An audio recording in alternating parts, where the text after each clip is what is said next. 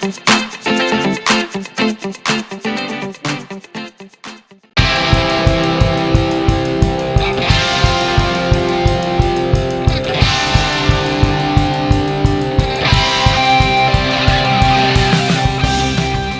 Canon EOS Rebel T7i800D delivers reasonable photo and video quality and respectable performance in a time-tested body.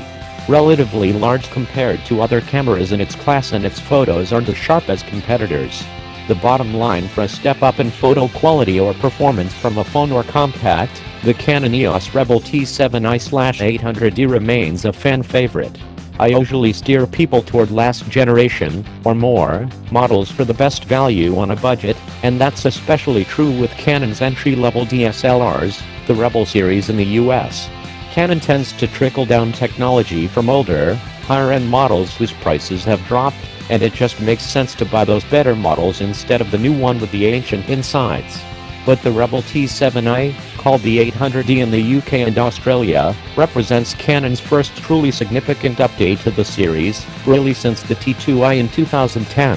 The T6i got a new-to-it sensor and autofocus system in 2015, but that was a transitional change.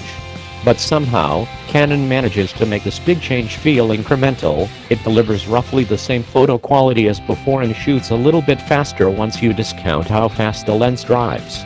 It still doesn't really match the Nikon D5600 for photo quality or continuous shooting speed, though it still has the lead for video autofocus.